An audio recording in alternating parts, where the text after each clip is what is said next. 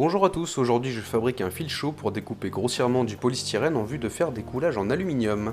Donc pour ça j'ai utilisé mon fer à souder, j'aurais préféré un modèle à panne droite, le mien se visse, donc du coup je vais être obligé de modifier une des pannes d'origine pour pouvoir y insérer une corde à piano de 2 mm. Donc je commence par couper l'extrémité pour avoir une surface à peu près plate, et je confie le reste du travail à mon tour pour cette fois avoir une surface parfaitement plate. Ce sera beaucoup plus facile pour percer, ce que je vais faire d'ailleurs autour. Voilà la pièce que j'obtiens, un plat pour pouvoir percer une vis de blocage, donc là je mets un petit coup de four à centrer pour plus de précision, c'est facultatif.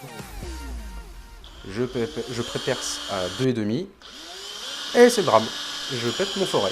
J'ai dû refaire toute la pièce en laiton du coup, et même deux fois, parce que je l'ai fait d'abord à 4, ça n'a pas marché, et là la tentative qu'on voit c'est pour fileter à 5, qui marche enfin. Donc là j'ai pu fileter sereinement.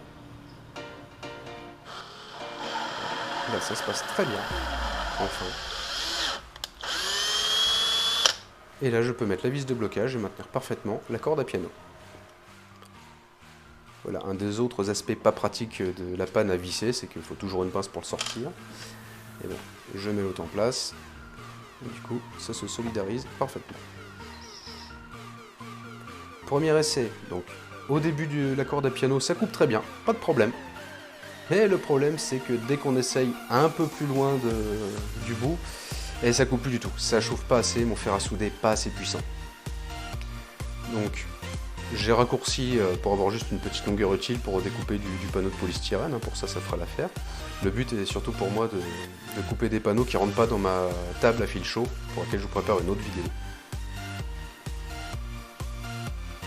Donc j'ai tenté de refaire exactement la même pièce mais avec une corde à piano de 1 mm, suivant la même procédure, et manque de bol, en montant la panne, elle a cassé.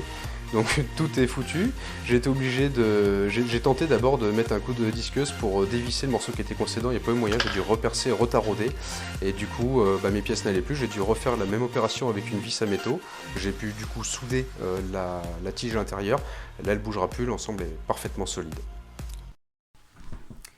Cette vidéo touche à sa fin, donc je vous invite comme d'habitude à bien vouloir liker et vous abonner, ce serait dommage de louper ce qui va suivre. Pour ce qui est du fer à souder, si vous avez à faire ce genre de réalisation et que vous n'êtes pas encore équipé d'un fer à souder, choisissez un modèle dont la panne se bloque par une petite vis sur le côté. C'est très simple dans ce cas-là, parce que vous dévissez, vous virez la panne, vous prenez un petit bout de cintre métallique que vous mettez à la place, vous revissez, c'est réglé. C'est aussi bête que ça. Privilégiez un modèle d'au moins 60 watts, pas un 100 watts, c'est trop, pour du polystyrène ça va cramer. Le mien c'est un 30 watts, vous avez vu c'est un petit peu léger, ça va si on n'a pas des trop grosses pièces à faire. Donc voilà, un modèle de 60 watts avec une vis de blocage sur le côté, ce sera juste parfait, ce sera réalisé en 30 secondes, le plus long ce sera de l'acheter. J'ai fait en complément une table à découper au fil chaud, qui est très efficace, donc je suis vraiment super content.